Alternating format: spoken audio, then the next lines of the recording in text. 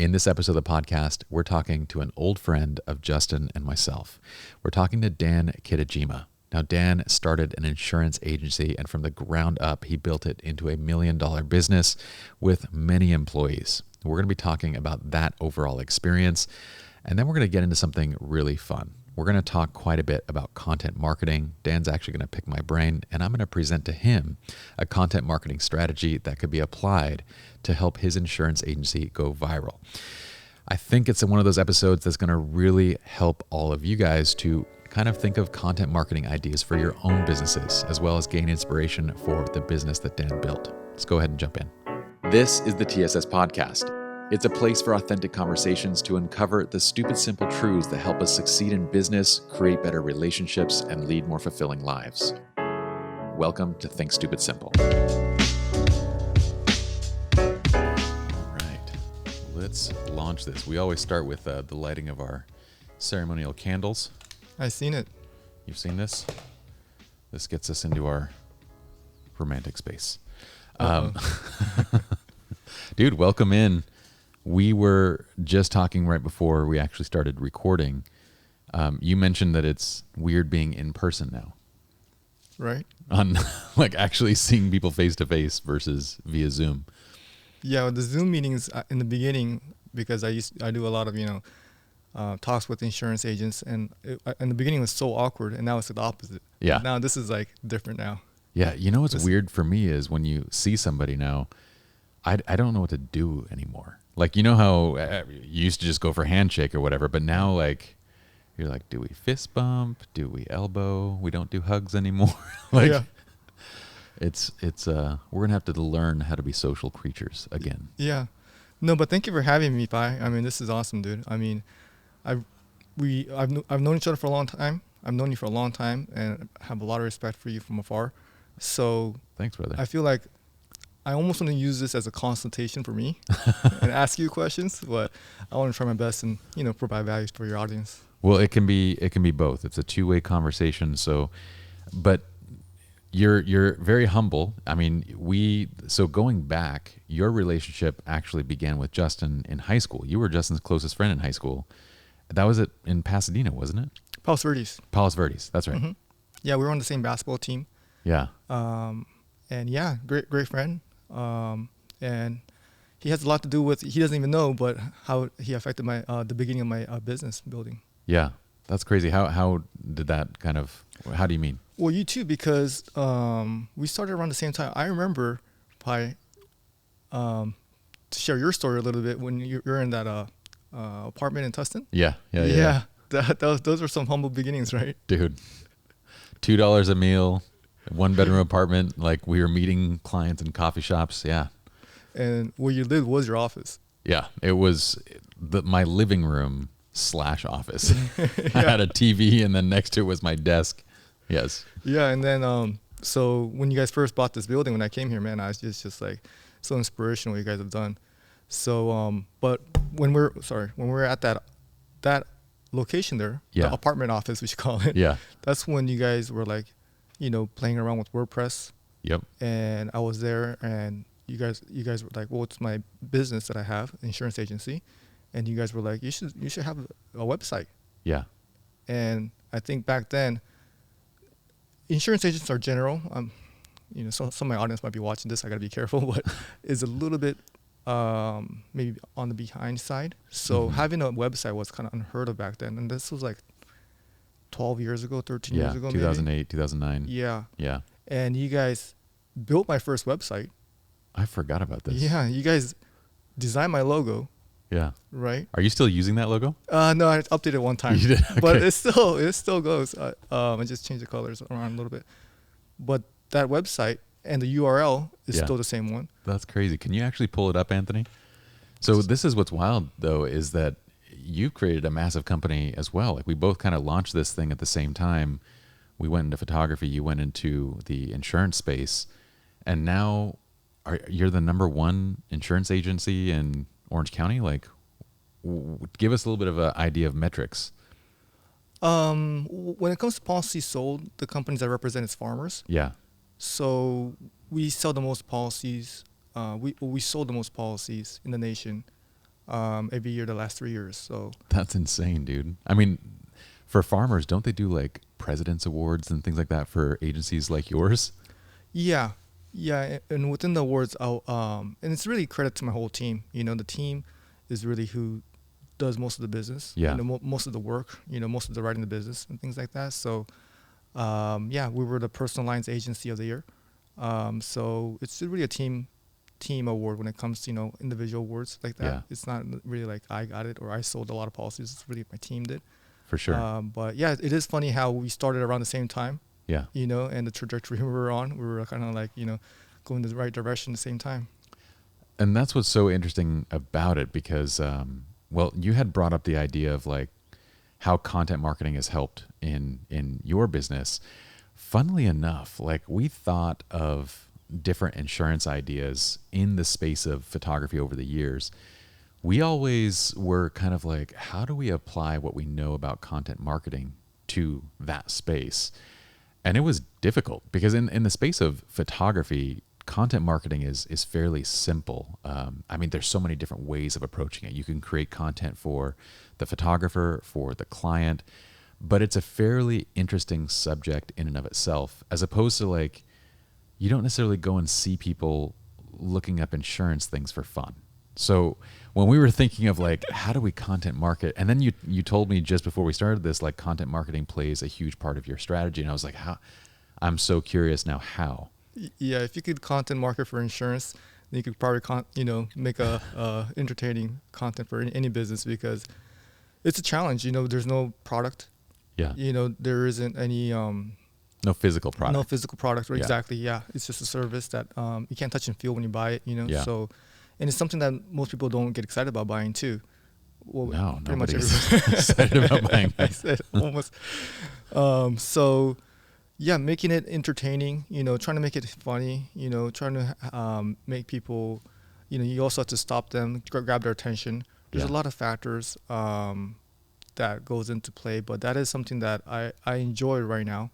The challenge of making content that converts on social media, because that's really how I market my agency.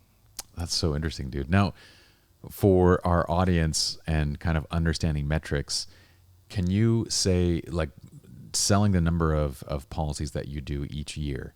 Can you give us an idea of what this means for existing revenue to your team and company? Like how many policies we sell, or what's Like the revenue? what is the revenue per year of DKIA? It's about hopefully it'll be multiple seven figures. Right now it's at seven figures. Yeah. A couple years ago and last year it was like 1.5, and this year we're trying to go for 2. That's awesome. Yeah. That's rad, dude. What a cool. Okay, now I'm just like curious to dive into this because when you started the agency, this was just you selling policies individually, was it Yeah, not? I think you actually bought a policy from me. Did I? You got a life insurance policy for me. I did actually. Yeah. Is that still active? You might have to cancel it. That's hilarious. So what was it like at the beginning? Can you walk me through this a little bit? Yeah, it's just me selling policies, just talking to my friends and family. I did buy internet leads back then, so we didn't even have iPhones back then. We didn't even have smartphones. Yeah. As Facebook just started becoming more. That was like, I think first gen iPhone was just being released Yeah. at the time. Yeah. But there was Google though. So Yeah. in Google, I searched, internet leads, and then I had all these companies come out. Yeah.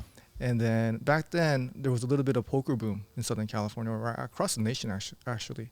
So I was playing pretty high stakes poker. And the job before that, I was a call center. I remember this AAA. actually. I didn't know you were playing high stakes poker. I tried my hand at poker. That didn't work out so well. Oh yeah, well same here. But you know what's funny? The fact that it didn't go out well, Yeah, it actually gave me a lesson that, hey, you got to spend the money to make money. for sure. So the willingness to lose, Yeah. and having the humility to lose, and understanding that if you want to have a chance to win, you have to put money on the table. That lesson. So I was used to losing money basically. That's a very interesting lesson to take away from gambling, essentially. Like if Yeah. you want to win, but you're absolutely right. Like if you require some sort of risk for any reward that you're going to like participate in, whether it's business, whether it's gambling, whatever it is. That's interesting that you learned it from poker. Yeah, I was used to losing money. So when I saw these internet lead companies, I was like, hey, what's $1,000? What's $2,000? Let me just spend it on it and see what happens. And that's kind of how I started buying leads, and then starting to sell insurance that way. And then once I learned how to do that, I felt like I got pretty good. Luckily, I was working at AAA before that, at a call center, so I knew how to close business. I just the marketing was the problem, like having the people to talk to. And once I learned how to do that, then I hired somebody and taught them how to do it. And then wait, hold on for a second. So I would imagine when buying leads, there's a vastly different quality of leads depending on where you get them from. So are you discovering that as you go? Like some of these companies are just giving me crap versus others. Oh yeah. Having multiple vendors, calculating the ROI for each one, and just putting more budget into the ones that are working. Interesting. So with each company, you're actually going back and looking at how many of these sold, what is the return on investment with each of these. The ones that have zero, I'm not going to put back in. The ones that have more, I'm going to buy more leads from. Oh yeah, absolutely. That's you got to audit them. Interesting. So now you said that you worked in a call center, but picking up a phone, because you're essentially cold calling these people. I mean, it's warm calling, right? These are somewhat lukewarm leads that you have. That's a good way to put it. Somewhat lukewarm. Because I remember being in a call center too. I worked in college selling debt consolidation over the phone. Okay, yeah. So I was one of those people that would call up and be like, and it was funny because we had this like pitch line, that was the script that was on our screen that would say like, hey, my name is this. You recently inquired about debt consolidation. And the first thing that everybody would say is like, no, I didn't. And I was like, yeah, you did. It's a brutal job, right? Dude, nobody asked for it. Like they might have filled out some sort of form somewhere and checked a box that somehow put them on this lead list. Yeah. So that's why I say like lukewarm leads, because they're usually not people that are directly interested in it. Is that right? They're supposed to be, so that's how they sell it. And sometimes they are real time, but those are the good companies. Those are good companies. Even the good companies, it'll vary between leads. Yeah. So sometimes they'll have good weeks and sometimes they'll have bad weeks. Yeah. So it's like, now they're sending us, old ones. You could tell.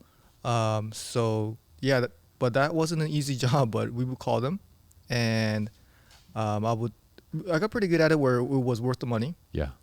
And insurance really is a residual game too. So I think it takes a person to not really think about it as a short-term, transactional. Like, hey, if I made money right now, I spent this much, I made money right now.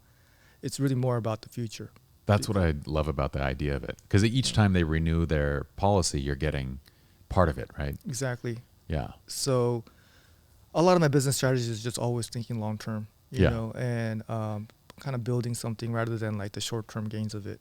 I think that is something that it takes a lot of patience in insurance business, and I think in any business too. It takes a lot of patience to pay your dues. But really what has happened during these years is that these companies, they were basically being the middleman. Yeah. So I try to figure out for many years, how do I go directly to the prospect? Leads. Generate your own interest. Mm-hmm. And that's really where the content marketing kind of came into play. Okay, so you're kind of learning this process of, I mean, how were your scripts when you first started out? Like, I don't just mean your scripts, but like you're actually you're selling something that when you work for AAA, you weren't selling insurance, were you? Yeah. Oh, you were selling insurance. So did you kind of know then how to talk through a phone call and kind of go through all that process? Mm-hmm. Okay.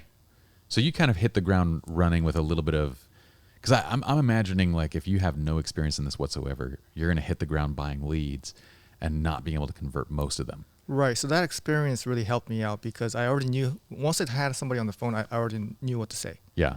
So the marketing part was really difficult.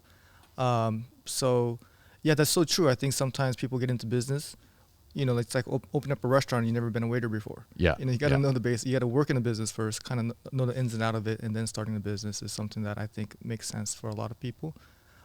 So my experience of working in a call center, selling insurance for 3 years, definitely helped me when I transitioned to having my own agency. Okay. Interesting. So how long was it until you were able to at least pay your own bills, put food on the table? You yourself were taken care of in terms of your own needs. Probably 3 years. And even still right now, I feel like I still like to put more back into the business. Yeah. I have, some needs, but they're not that high. Yeah. I mean, we both live in Irvine. I mean, how blessed are we? Yeah.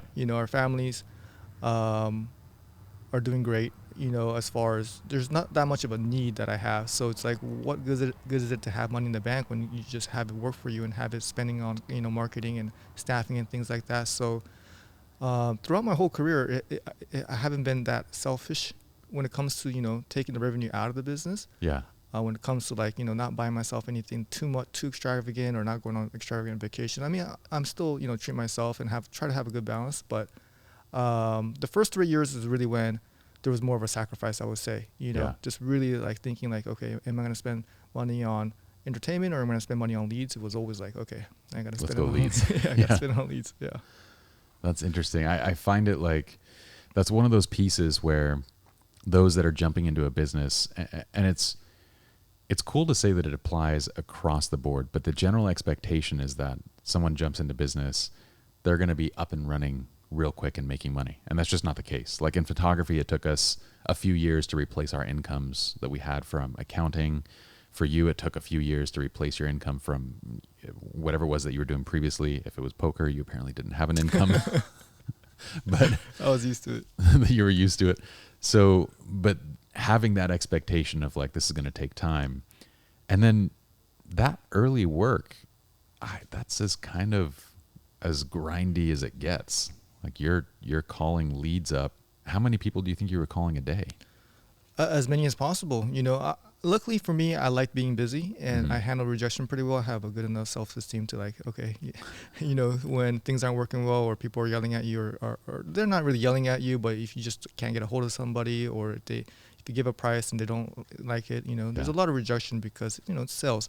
But you're right, Pi, to your point, I think it takes a lot of patience to build a business. Yeah. And sometimes if you wait even longer, the better the future is.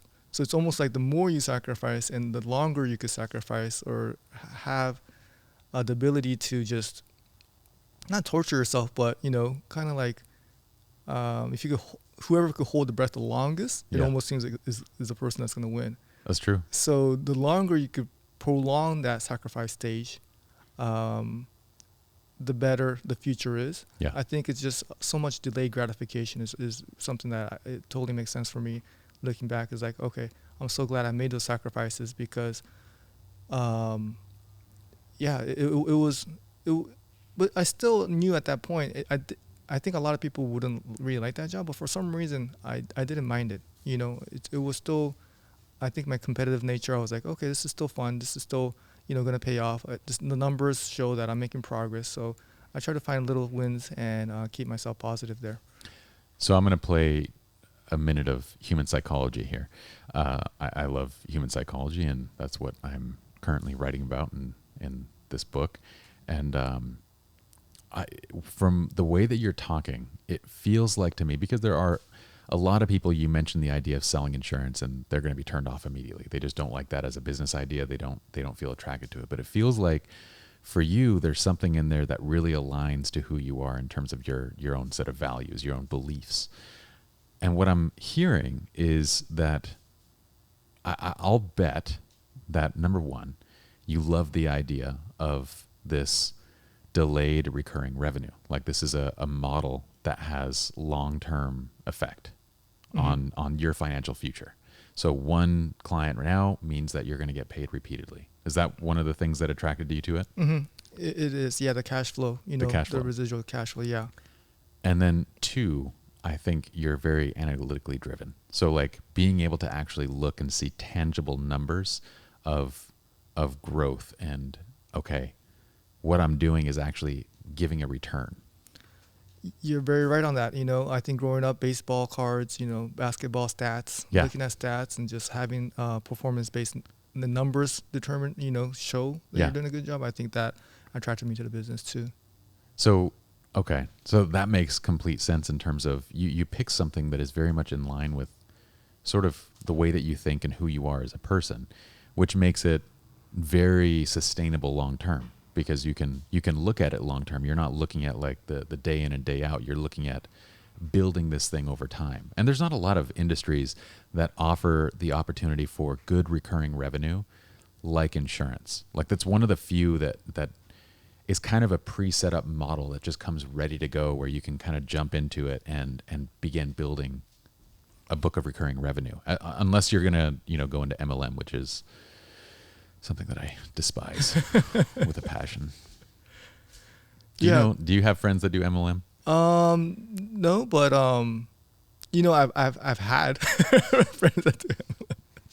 Dude, it is the most obnoxious.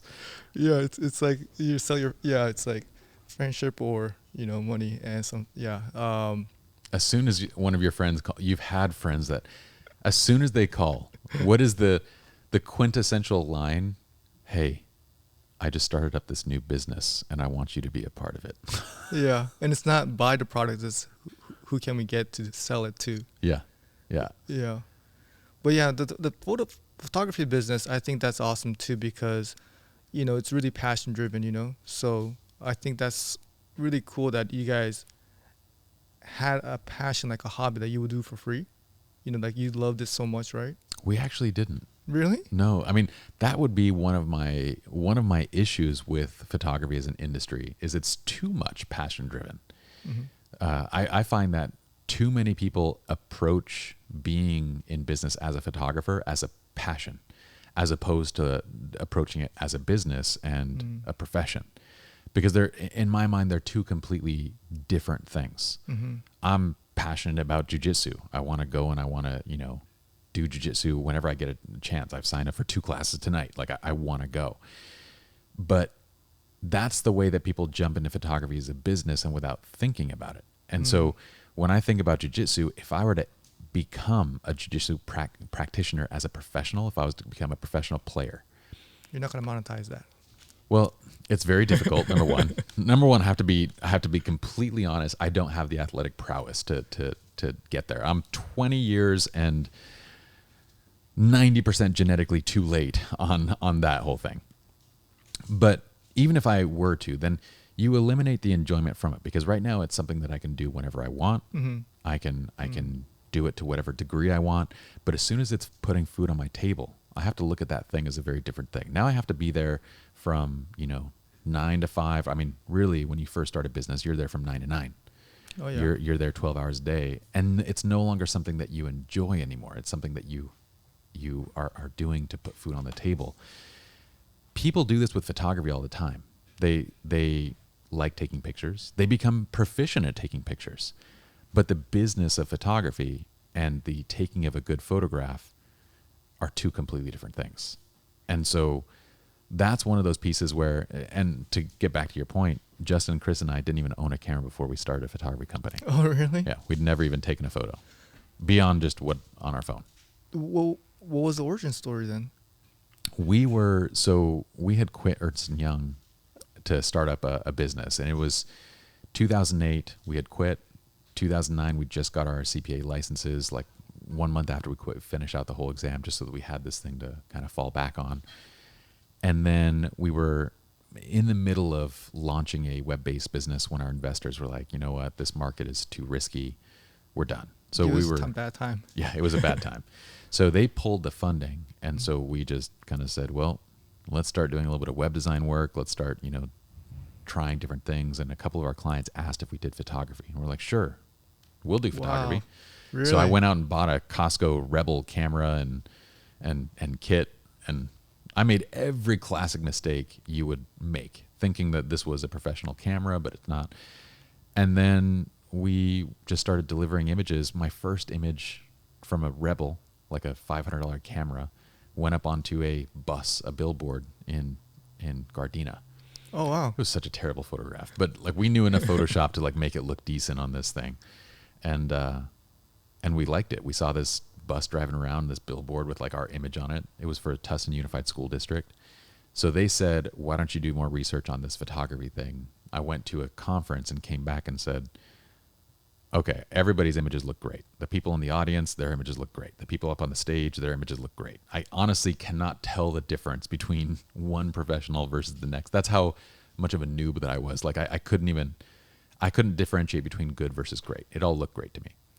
But I came back and I was like, the one thing that I could differentiate was the people that were on the stage, they understood business. Mm-hmm. The people that were in the audiences, they generally did not. They were Mm-hmm. the artists that came to the table with a passion, but they didn't know how to create a business. And I told Justin and Chris, I think there's opportunity here. We understand business. We just need to learn how to take a good photograph. And I think we can Wow. do that.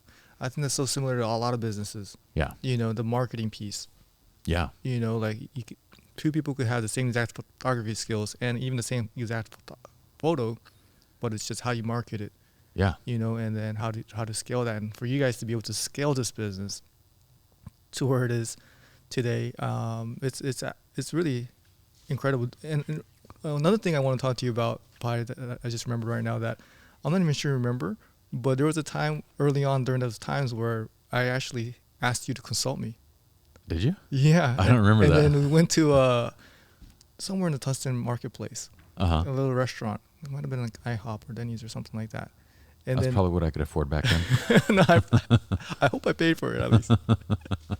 But yeah, you told me about the website, and you're like, hey, you like audited my website. You're like, you got to have call to actions like Yeah. multiple times on the same page, and you're like, hey, you should start a Yelp page, and that website. That's why I owe you guys a lot, because you guys don't even know how much you guys have helped me. Because first of all, the website really helped. Yeah. Because of the SEO. I didn't even know what I was doing because I think I was early enough. So I got free leads from there. And then the Yelp also, for a while, the Yelp was doing really well too. So those were a couple of things that you don't even remember that conversation. It actually carried me for like the next 2-3 years, how much it helped me. And then the website, I'll tell you a funny story how that changed my business forever, is because I had a Hispanic, Spanish-speaking employee. Yeah. And we just put a page up that was about how we could speak, Spanish and help you out. And for some reason, I guess back then there wasn't any like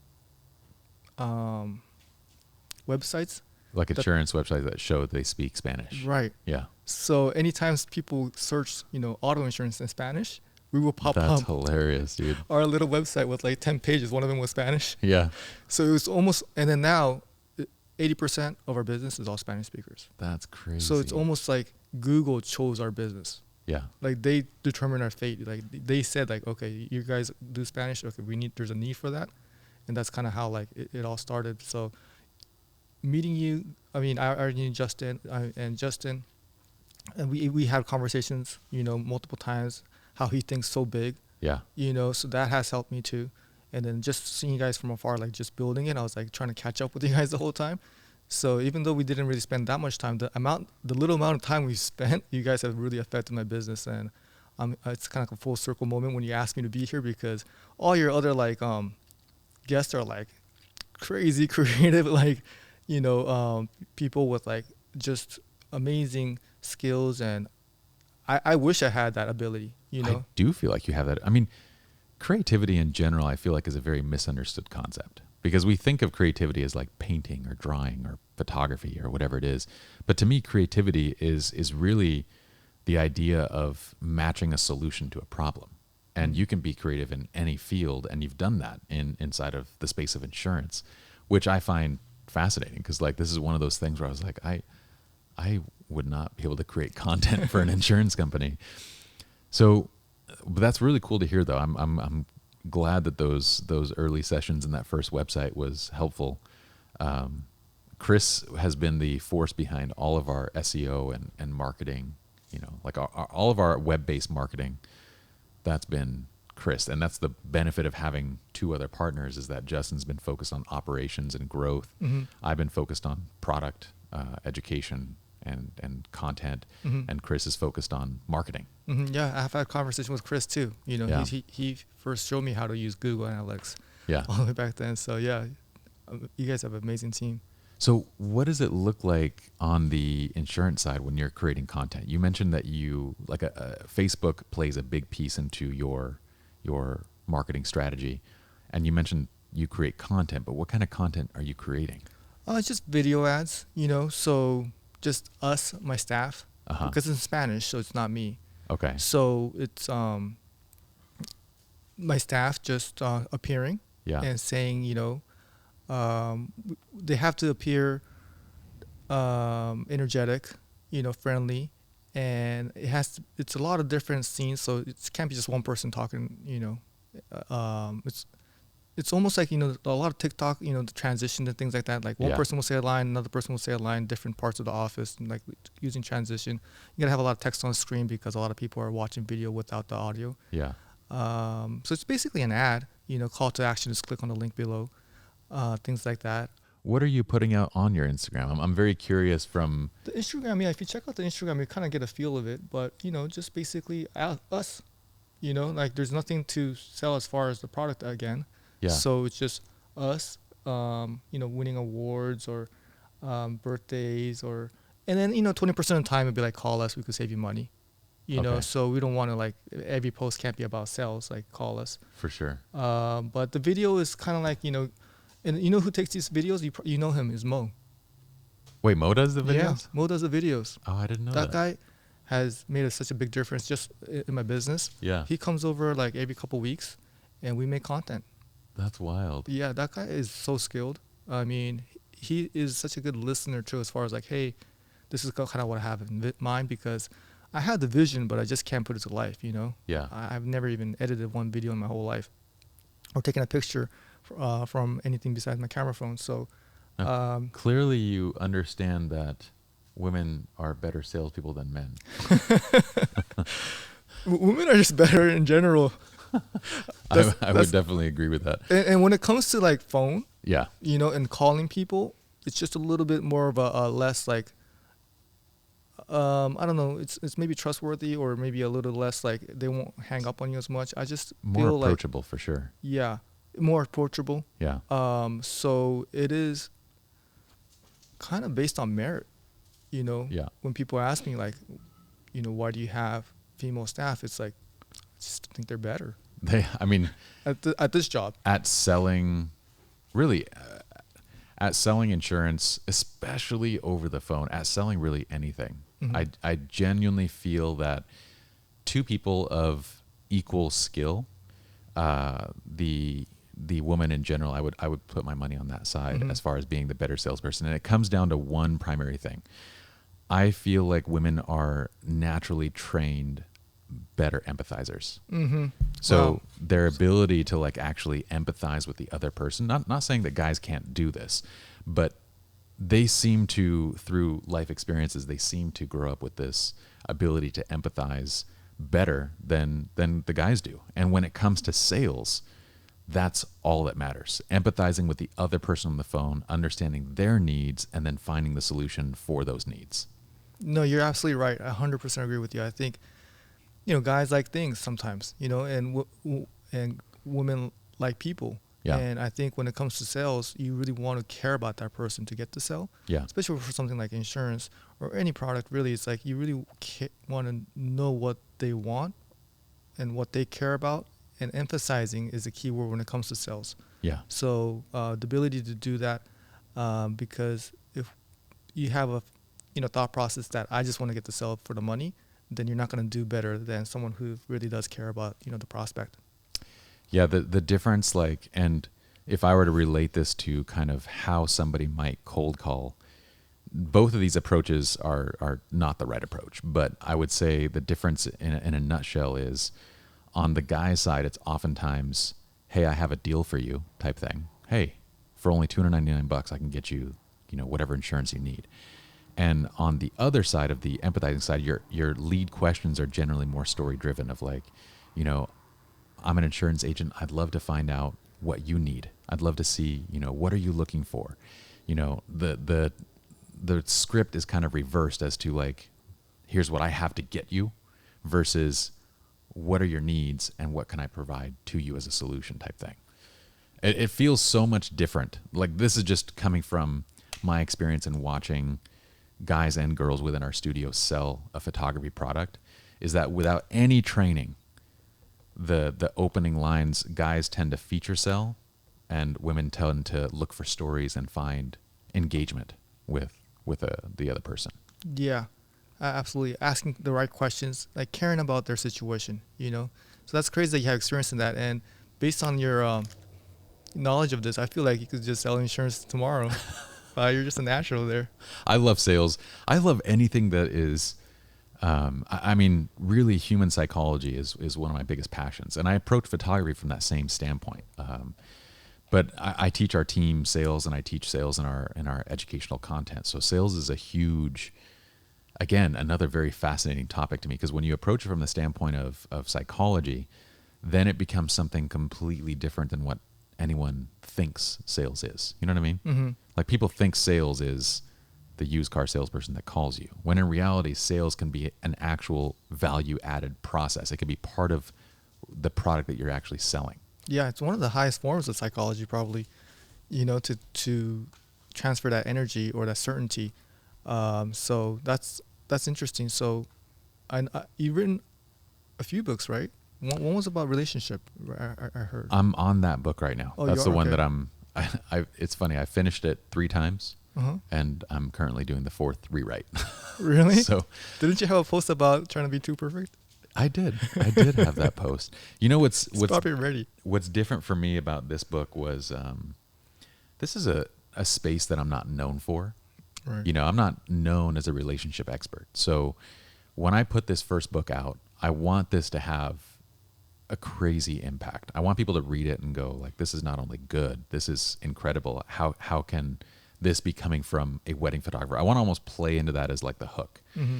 So I feel a higher set of expectations for this than, like, if I were to develop, you know, say a product for photographers, my first take at it, it's going to be what it should be. Mm-hmm. And I'm not going to spin my wheels just kind of like trying to improve and make it perfect.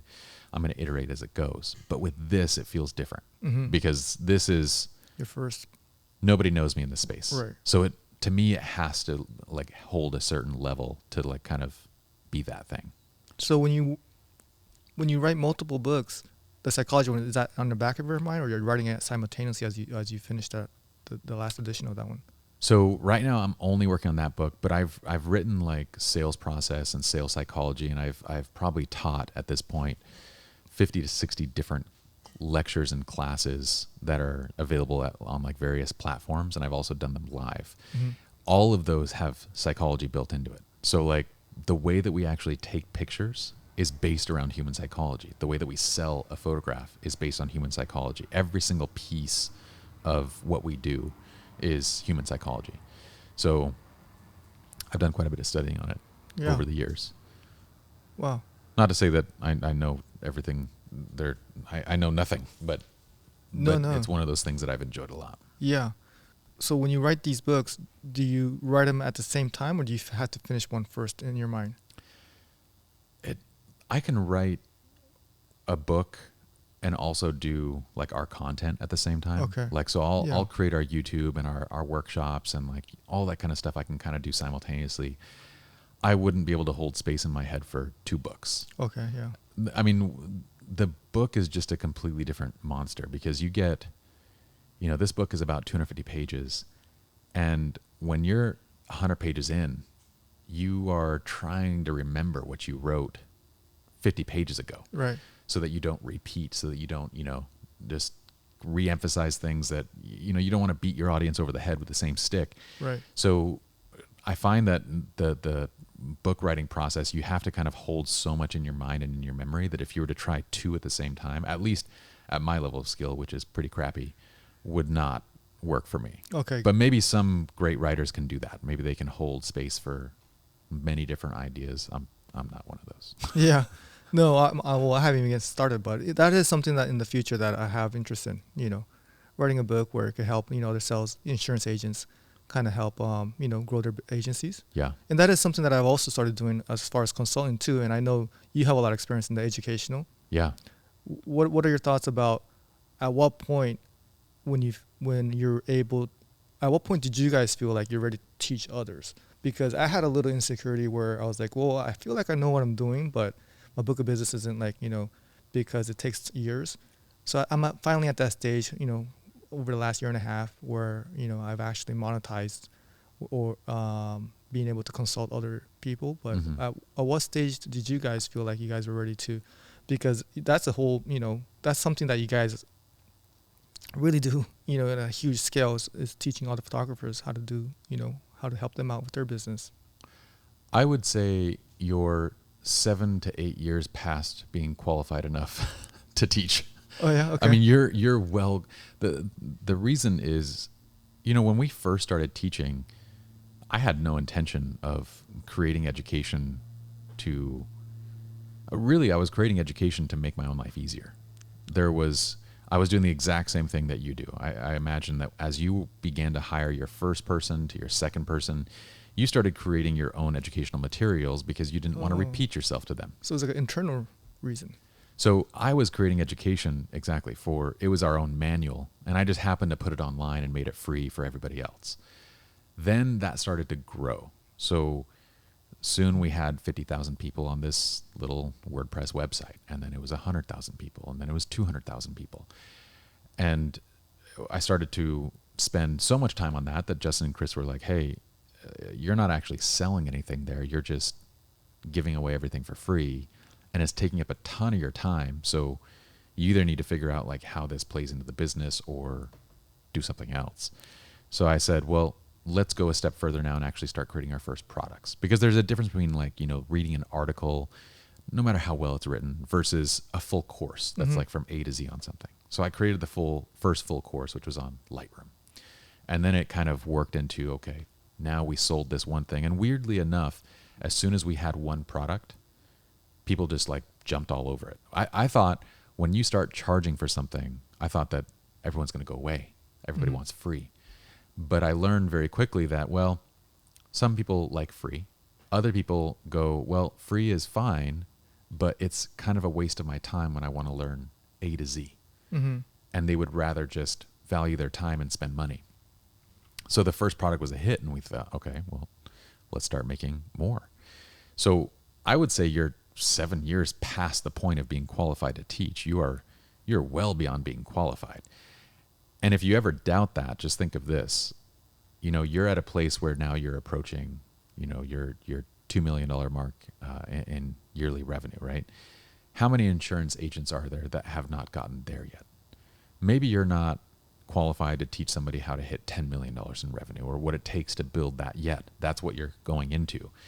But you're more than qualified to get everybody else jump-started and to where you're at. You know what I mean? Right. And that is, in my opinion, that's the majority, is it not? I mean, I would have to say that 99% of insurance agents are below that marking of success. 1% are beyond. Mm-hmm. What would you say if that training, the time spent on training, may stop me from getting to the 10 million, like because time is, limited or, is finite. So it's like the training could hurt the main business. Did you guys ever come across that, or did it actually help? That's where I think you might be creating the wrong training. Because if you approach it similar to how we did, SLR Lounge, our educational arm, is literally the operating manual for lineages of photography. So every single thing that I was creating, Justin was bringing into the business and implementing in his training systems and in his management systems and everything. So we would look at it and go, what do we need next? We need business training. We need sales training. Okay, here's the next set of frameworks. Here's that. Gotcha. So it's like scratching your own itch. Like exactly. What you need is, creating what you need. Exactly. And that is very much like how every side of our business has operated, has been scratching our own itches. Even on the client side. So on the lineages client side, Chris does a lot of content marketing. That content marketing is to answer questions that clients are constantly feeding to our team. So it's to free up the team's resources and time to say, hey, look, here's 10 different ideas for wardrobe. Here's 5 different ways that you can plan, prep. Here are all these different resources. Instead of writing up emails to every single client, now it's, oh, you have a question about wardrobe. Here's this resource. So you're freeing up time with each one of these pieces of content that you're creating. Wow. Yeah, that totally makes sense. You're creating 2 businesses at the same time, and you're actually making one better. You're making both better. Yes. So when it comes to training, I just have to figure out what what my staff needs, which I do all the time, and I can see some efficiency, help there too, because I find myself saying the same thing to each staff every time. Yeah. When it comes to training, like, so to have videos, is it mostly video training? It's mostly video training that we do. That makes sense. When some of that training, Justin will simplify into reading manuals so that, like, it's not bombarding them with too many videos. So some of it gets simplified into other forms. But by and large, it's going to be a video-based training. And it doesn't have to be. What about other photographers? Do they seek something more interactive, or just the pre-record version is a good form of training? Yeah, it's interesting. I find that the way that everything is going toward, to me, it's in-person experiences people are expecting to go beyond. So like in the photography space, an in-person experience, somebody wants to actually get hands-on experience with something. They want to pick up a camera, they want to shoot something, and they want to get live feedback.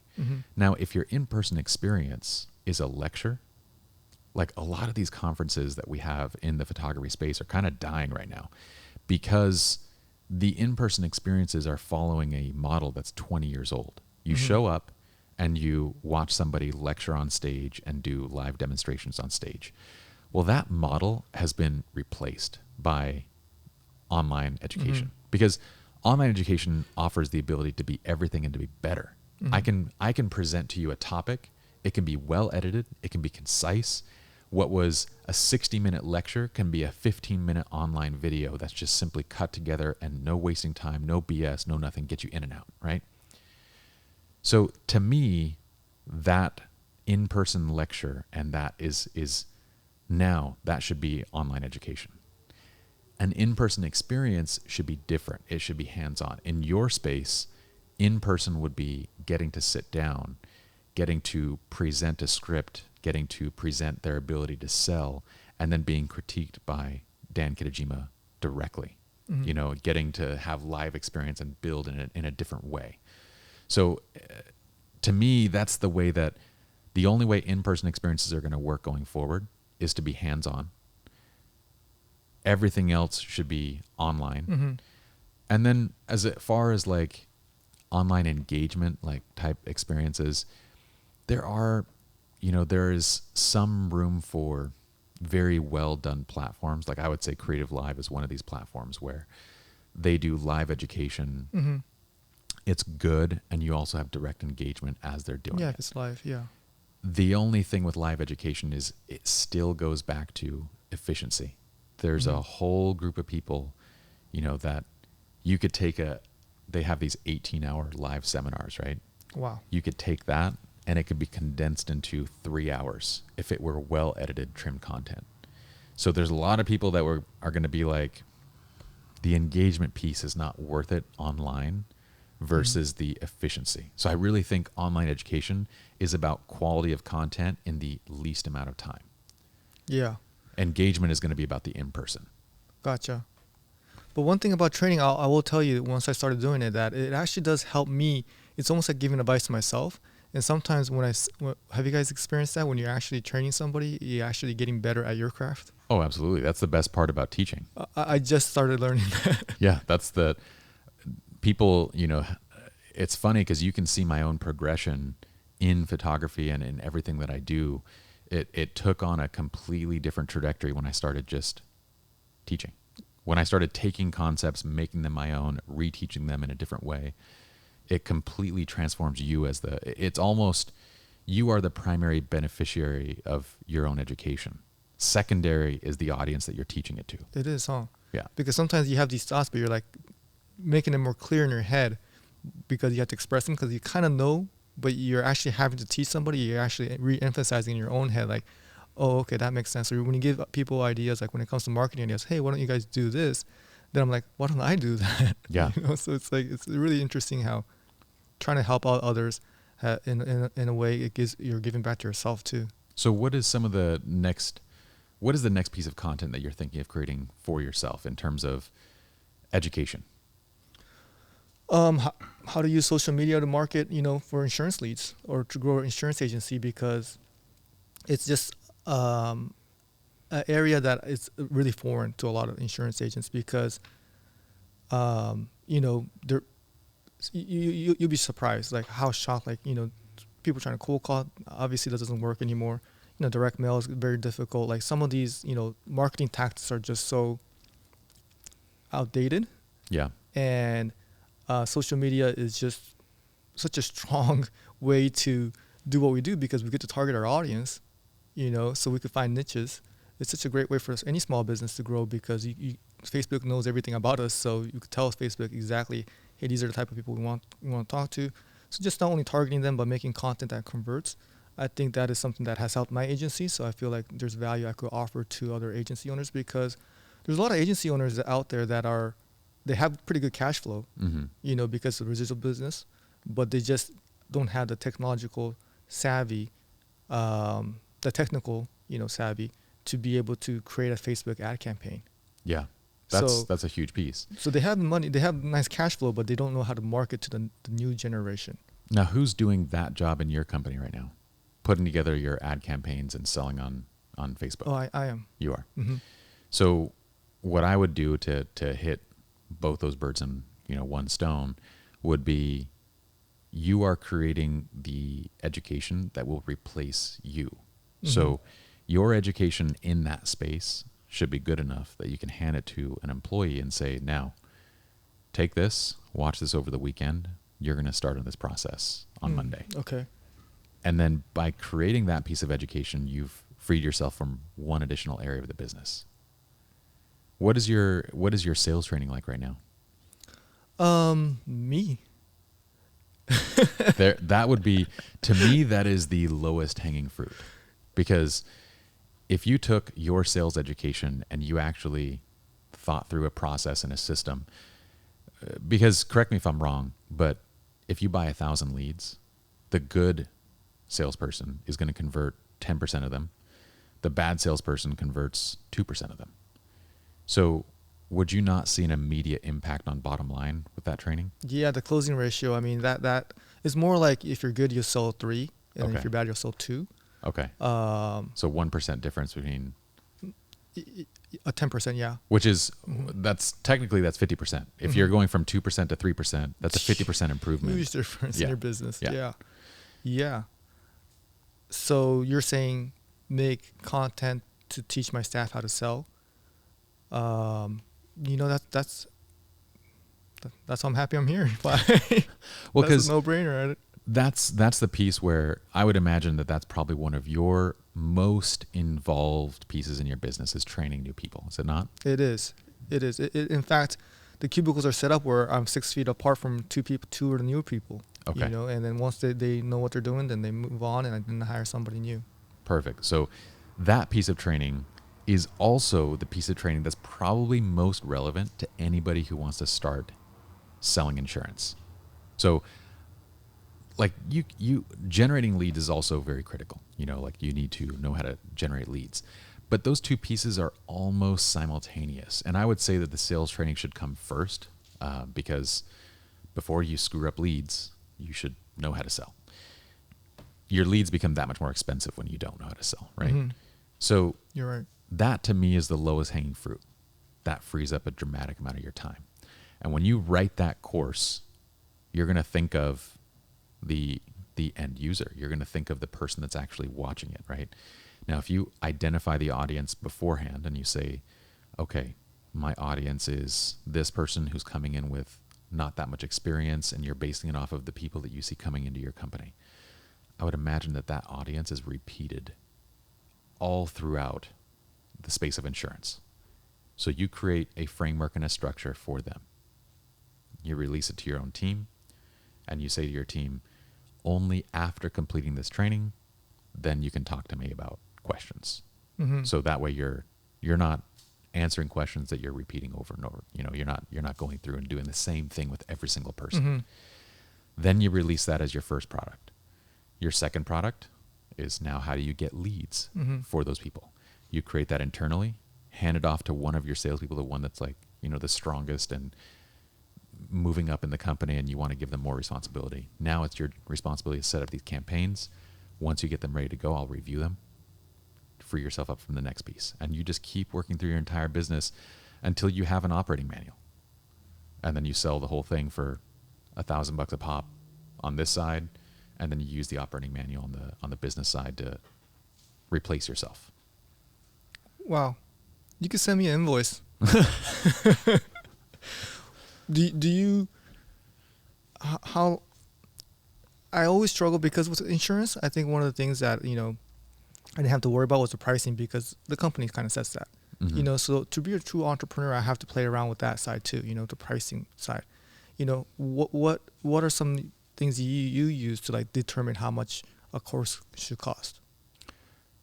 I would say it's largely about, how much money the person's going to make in return. Okay. If you're teaching a skill, how to draw, that's a $10 course, $20 course, right? That's a skill.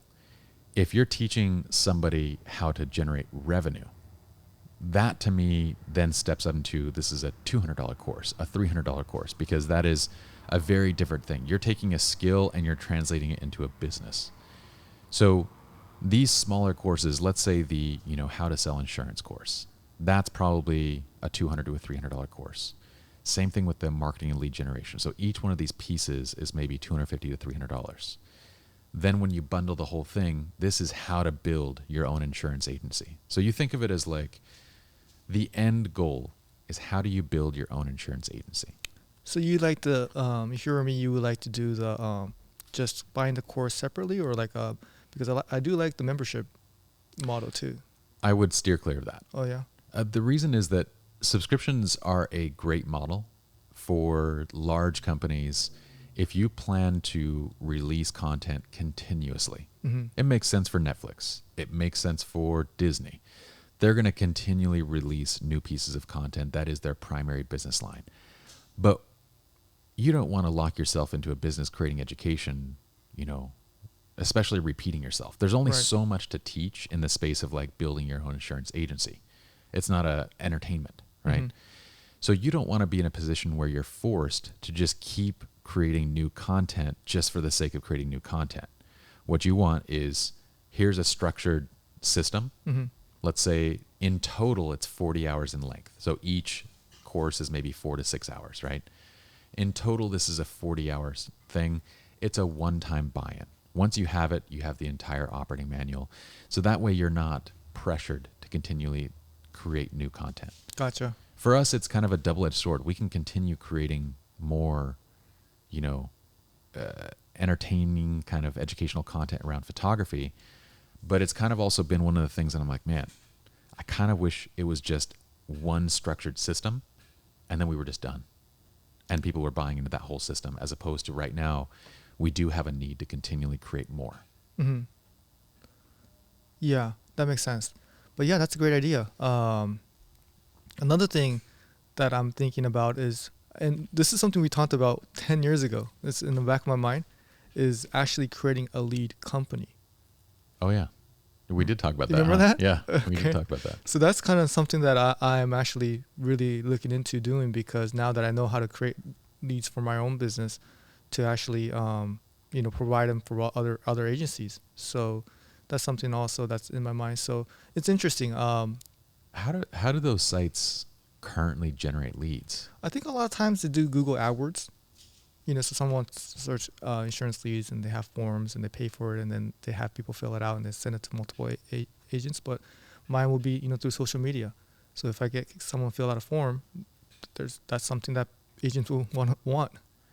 Interesting. I'm just wondering, when it comes to like purchasing insurance, I'm trying to think, in what context do people just fill out a form versus... The Google is so much easier because there's intent. Someone's searching insurance quotes. Yeah. They're looking for insurance at that point. Whether they bought a new car, or they're buying a new house, or their previous company pissed them off. There's just multiple reasons, but they're searching.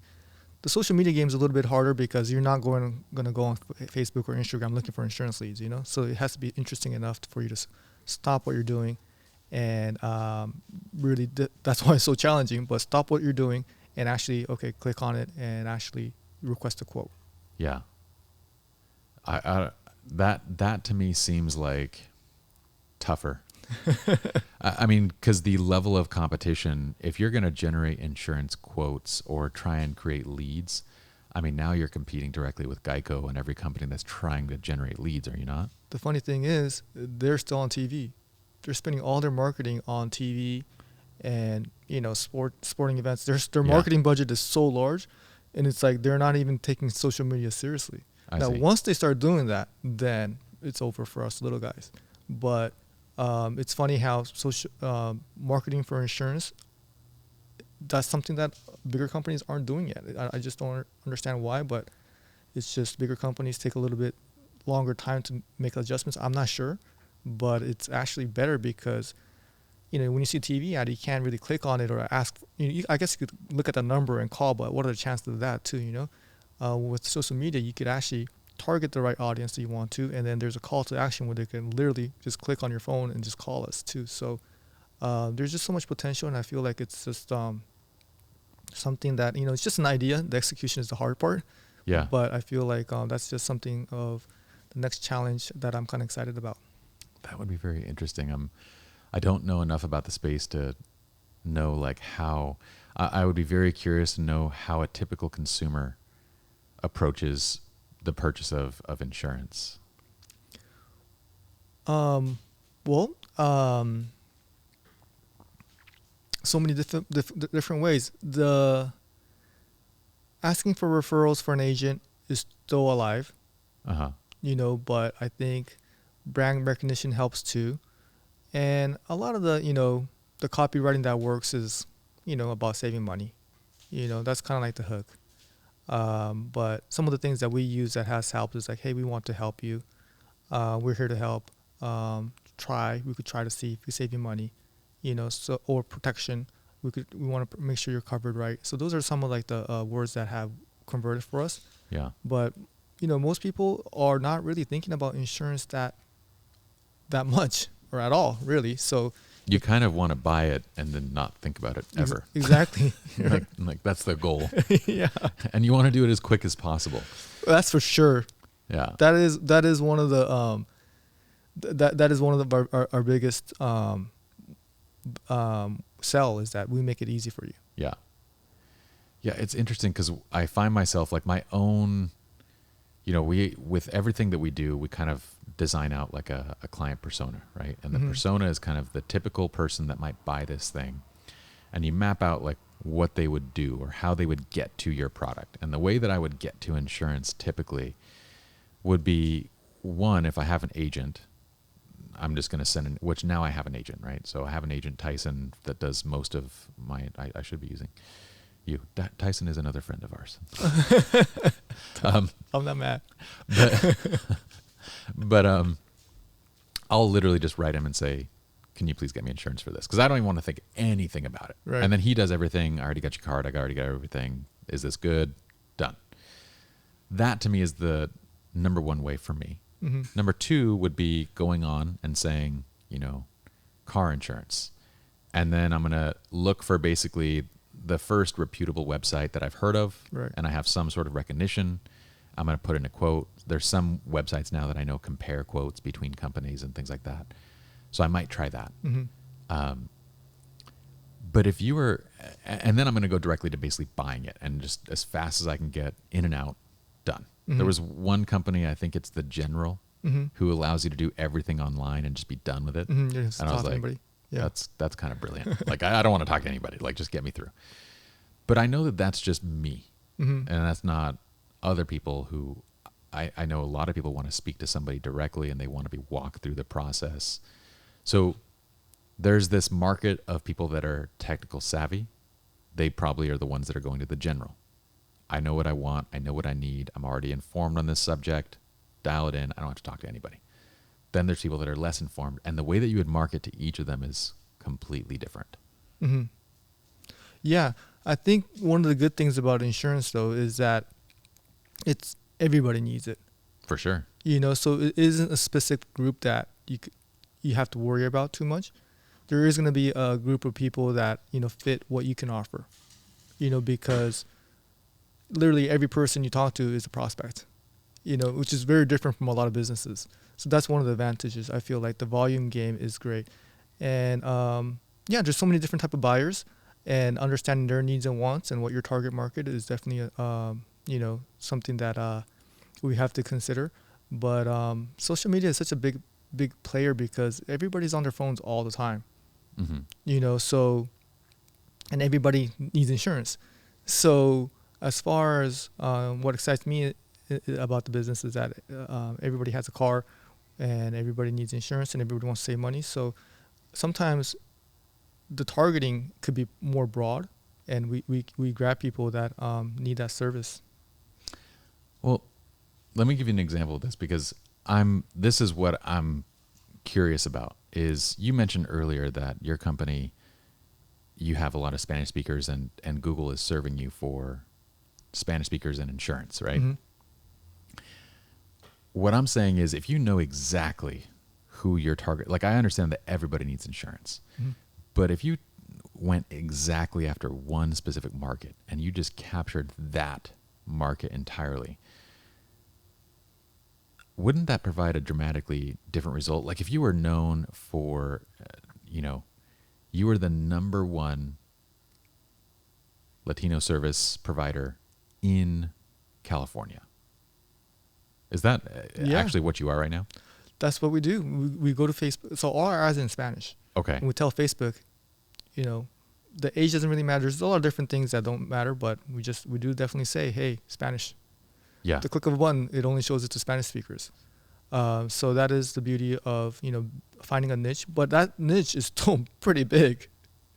It's huge. That's what I'm saying is like you're in an area where like, because once you focus on a niche like that, what I'm saying is the messaging for your entire site changes. It transforms. Does. Yeah, because there's a little bit of stigma between, for the Hispanic market to do business over the phone. Uh-huh. A lot of it, it's stereotype. I feel it's a little outdated one, is that they want to know you. They want to see you face to face. They only want to pay cash. They don't like to use bank accounts. But there's smartphones now. Everybody has them. Everyone's on Facebook, and everybody's comfortable.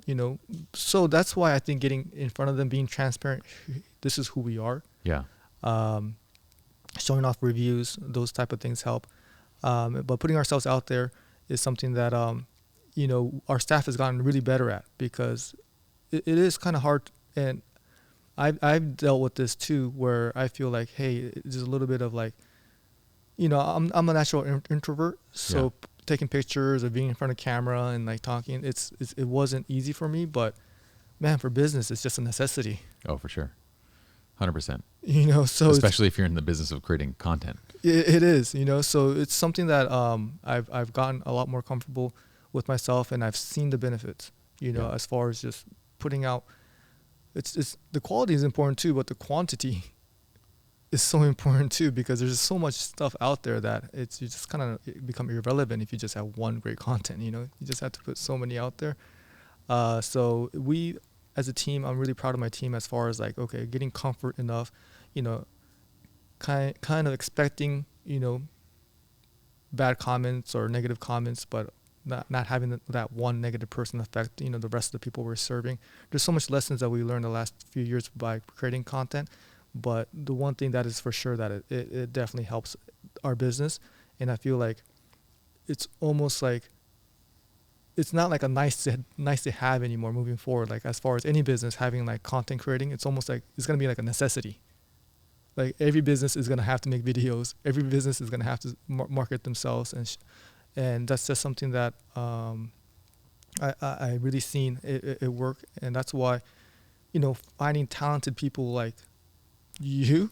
So you're like in the situation, the best case scenario where you know how to create a content and you already know how to build businesses. Man, I would just love to be, having the skill set that you do, because it's just like, it's almost a challenge. Is like, the thing that we will complain is that there's just too many choices. that's like almost like the challenge is to be able to focus in on something, because. Well, you got me sitting here right now. So what would you ask? What would you want to know in terms of like content creation? Well, a lot of the times it's like I know how to. I kind of know what I want. Mhm. So in my head I'm like, okay, this scene I have this person appear this way, and this scene will have this, and this scene. I write out the scripts. I Mhm. have the whole vision. So, Mo does a great job of creating that. I think the next step for me would be like, okay, having an in-house person. Mm.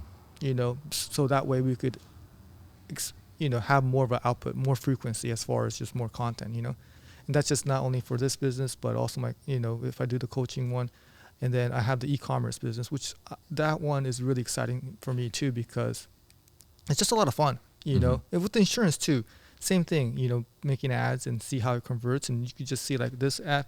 I just love the part that it's like sometimes when it comes to like creative, there's a little bit of subjective, This Mhm. is like, oh, this is better than that. There's a lot, yeah, But when you put it on Facebook and then you test them, the market decides who won. for sure. And I just love that about it, is that the content, how much it could affect the return on your business.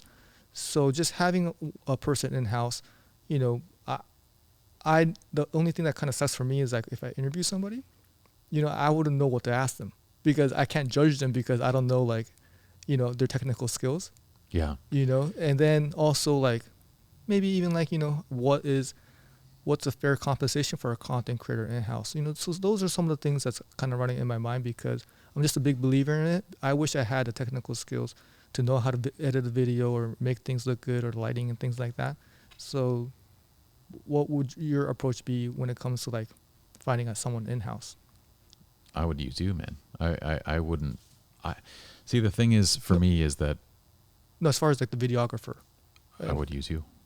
I would teach you to do it all yourself. Oh, really? This is quite possibly the most powerful tool ever. Oh, yeah, right? for sure. You have a full-on mobile studio here. Mm-hmm. Did you know that every one of my TikToks are filmed and recorded with a phone?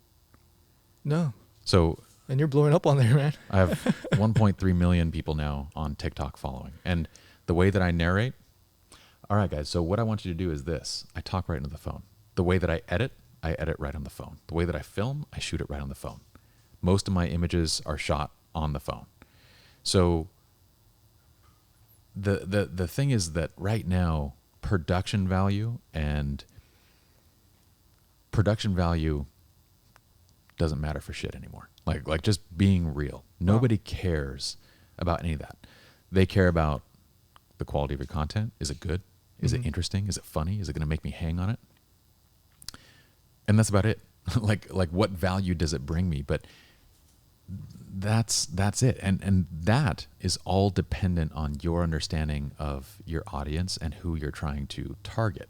And you bringing somebody in, I guarantee, well, you're either going to be looking for someone like me, which is not going to be affordable, or you're going to bring in somebody just to hold a camera, which you're going to be paying them 40, 50 grand a year just to basically do nothing. Like you might as well have a $20 light stand, that you just put your iPhone on.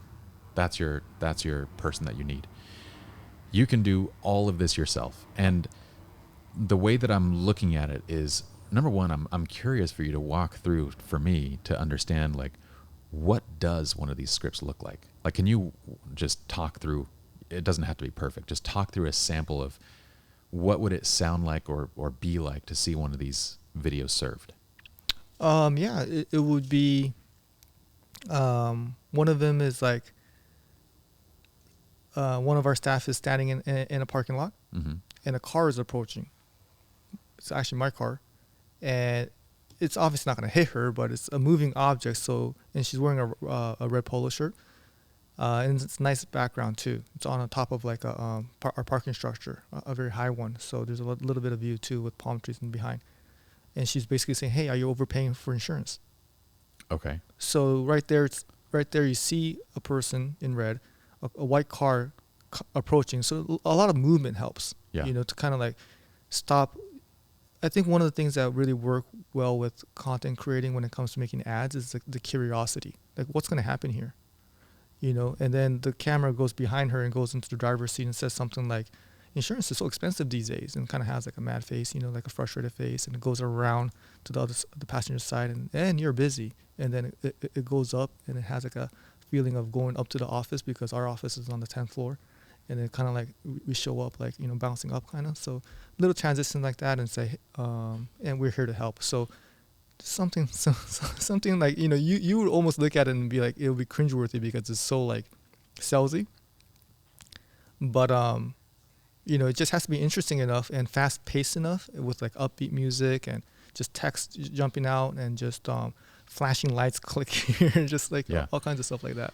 So that is a good example of taking traditional advertising and bringing it onto different platforms.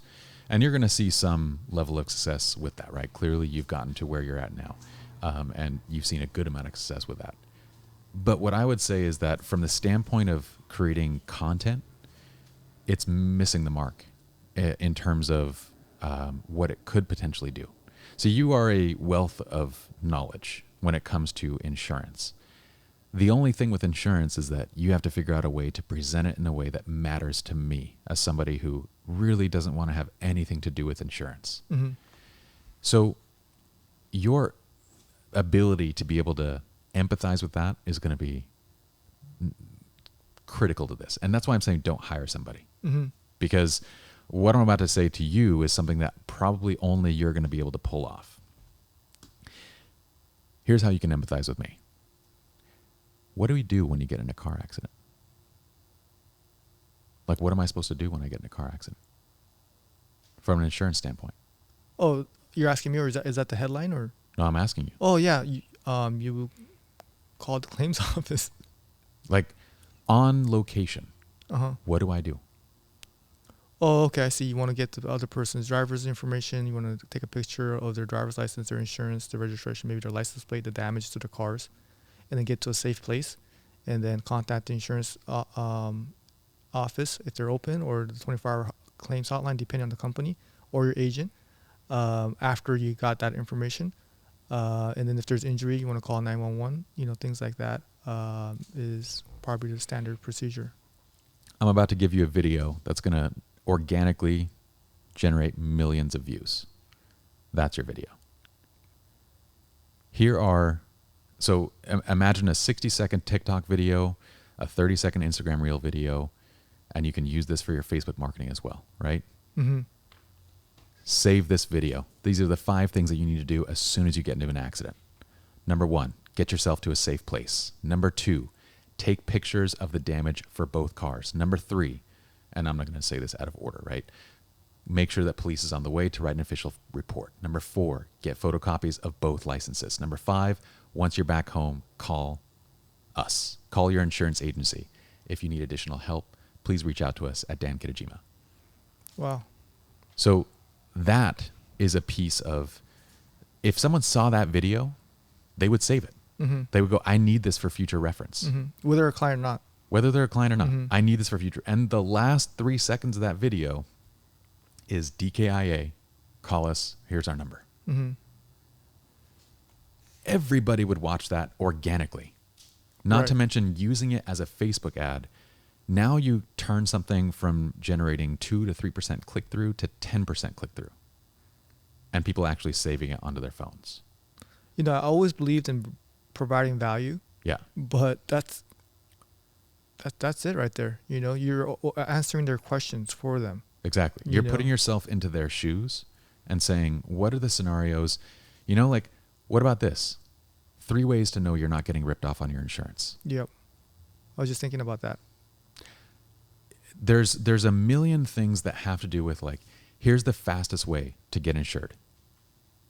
Did you know that your insurance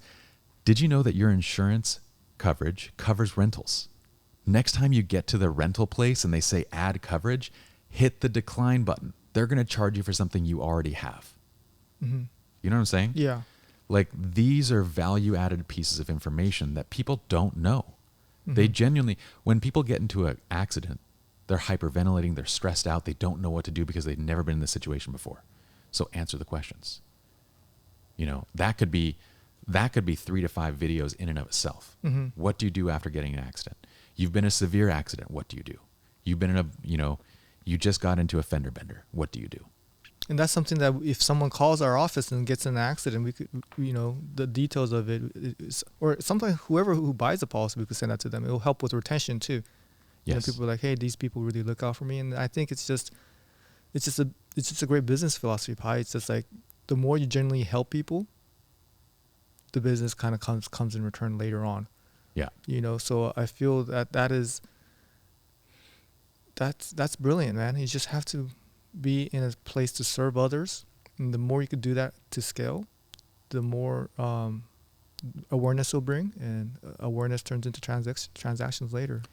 So now what I'm saying, going back to audience, right? Mm-hmm. Let's say 80% of your clients are Spanish speakers right now. Now you create every one of those videos once in English, and then you create a Spanish version. Oh yeah, for sure. Mm-hmm. Then you go through and cover other languages. You Mm-hmm. go through and do each of the different things that you need to do. But that's already 5 video concepts. All you have to do is look at people's most asked questions, and you have that because you have an agency filled with people answering questions. Mm-hmm. And then you simply create 30 to 60 second snippets of what's effective, of effective education on those questions. Here are your most asked questions. Here are things that you don't know. Here's one thing you don't know about insurance. Now, the way that you would market your education would be very similar, but the only difference is you shift the target audience, Mm-hmm. right? So now it's, here are 3 ways you can generate 6 figures with an insurance agency. Mm-hmm. Give them that, So now the target audience shifts, and you approach them with a different message. And all these videos, I feel like now you got me thinking. I'm overthinking the production. Like you're just thinking, just cell phone, just filming myself. Dude, you put 2 cars together in a fender bender, right? Find one car that already has a dent somewhere, and you just literally go, you just got in an accident, and like you just talk through the script in your head. You film it, and then you go to the next scene. What's the first thing you do? Exchange driver's license. Show the 2 people exchanging driver's license. You cut it all together and you narrate it after the fact. Yeah. And you narrate it with the script that you've prepared for it, right? So you just write out your script of what you want. Then that gives you the different shots that you need. You film it with your own phone. I have plenty of tips on how to do that. So that's where I feel like production value doesn't matter anymore. Because it's just the value. It's just the value. No one's gonna care about how's the acting or like what's the lighting or. No, there's a lawyer that's doing this on TikTok. He calls himself the TikTok lawyer. Oh yeah. You should be the TikTok insurance guy. But it's just like, you get pulled over by the cops. Here's what you do, and that's all it is like, you get into this situation. Here's what you do. And his videos have thousands of shares and downloads and likes. And guess who people are going to call when they get in trouble? Every time they're going to call him. Mm-hmm. They've already built up this trust with him. Is there an entertainment? Oh, absolutely. Portion there's to it. He's even like gone a step further of like, now he has like red lights, like okay. when you get pulled over, he uses an effect or something, that shows like red lights on the screen, red and blue. And so there's a little bit of an entertainment factor to it for sure. Maybe more so in that case because what he's talking about is like legal trouble, and people are always like, ooh, like legal trouble. Like, yeah. let me watch this. So yours might not have that aspect, but it's still going to be like, again, put yourself in a father's shoes. He's terrified that his daughter is driving and is going to get in an accident, right? So when you put this video out, he's going to save it and send it to his daughter and go, this is what you do when you get in an accident. Save this, put this on your phone. So that's what I mean about like empathizing with the person that's actually purchasing the product. You can do that better when you narrow down the audience to a very specific person, because then you know that exact person. Like if I'm saying Spanish speakers, right, then the language changes even further. Here's what to do when you get in an accident and you don't speak the same language. Wow. Right? So you put yourself in their exact situation and create that content. And you show a Spanish speaker trying to communicate with someone that doesn't speak Spanish. What do you do? Okay? As a Spanish speaker, how do you not get ripped off on insurance? What is the step before insurance, dude? Buying a car. Mm-hmm. Why not give some tips and guidance like, look, when you're buying your car, these are the 3 things that you need to walk out with. Mm-hmm. Or how not to get ripped off there. How not to get ripped off, buying your car. A lot of the things are fear-based. So in insurance, it's very much fear-based because Yeah, you're I know. selling a fear-based product. This is a product that's based on worst-case scenarios, right? But it begins with the purchase of a car, and then it continues to whatever other types of insurance that you offer. Mhm. If it's a home, right? Do you offer home Oh insurance? yeah. Mhm. Okay. So then here are 3 tips on when you're buying your home. These are 5 things to look out for. You better do the inspection. You know, all the time we hear about homes that leak, foundations that are cracked. You need an inspection. 2, go through a licensed agent. I know it's going to suck giving up that commission, but these are the benefits. Number 3, this. Okay, when you've got it all said and done, call us. We'd love to insure you. Yeah, and I think the great thing about the Hispanic market is there's a need for this. But you can address, and that's what I'm saying. Mhm. You can spend all of your time creating content for that one market. Mm-hmm. And truthfully, even if it doesn't result into transaction, I feel I just have an affinity for that market. You know, Mm-hmm. I just want to help them. So it's easy to create content when you're just looking out for them. You know, so it doesn't. I don't have to stretch my imagination that much. Where okay, if I really want to help them, and by doing good, better things happen for you later on. Yeah. So, yeah. And you really think just camera phone me? I don't think I know. And- Like, I mean, this is something that I know. You can look at my own TikTok for Mhm. evidence. Well- None of those videos are. But your all your experience throughout the years, you know, filming, that has translated. That Say? translates to, yeah, the things that translate is like, I can take a professional photograph or video with my phone, right? Mhm. That comes based on my experience as a photographer. Yeah. The knowing of like how to create a good piece of content, that comes from my experience of being able to empathize, relate, and find good information to put together. Sure. But the production value is literally just wiping the phone, put somebody into it, because like nobody wipes their phone, so you get these like You gotta know, start the with- hazy like image. You got to start there with me though. Yeah. So wipe your phone. Okay. And then you put them in front of like a decent light. It doesn't have to be anything. This will do most of it for you. Mhm. Start recording. Don't shake your phone. Like invest in the latest. I always tell people, like, if you're going to do like content, photos, video, anything, it is so worth spending the extra few $100 to get the Pro Max version of the phone, or if you're on Android, get the highest level there, Mhm. because it gives you all of your lenses built in and the image quality is better. You get everything you need, and then you just use Yeah. this. It's crazy how affordable it is to create content now. It just comes down to good ideas. Yeah. That's it. And the execution of it. Yeah. Yeah, the idea part, man, you just gave me so many. And yeah, I think sometimes I overthink, you know, these type of content, they will convert with ads too, you think? Oh, 100%, dude. Yeah. 100%. Again, try it against your Mhm. other. I would be willing to. You're a betting man. I'm going to say it here. $500. That's Is that steep? $100.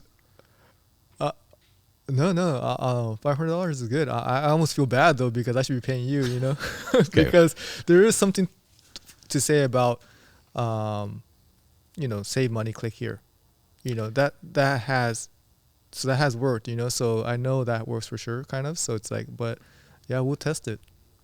I mean, you know that's what everybody does. That's the only Mhm. way people have marketed insurance for the longest time. Right. Save money, save time, right? Right. But very few are approaching it from the standpoint of value added. I'm going Mhm. to actually add value to your life. Mm-hmm. So I'm willing to put a bet on it. Okay. Let's make it $100.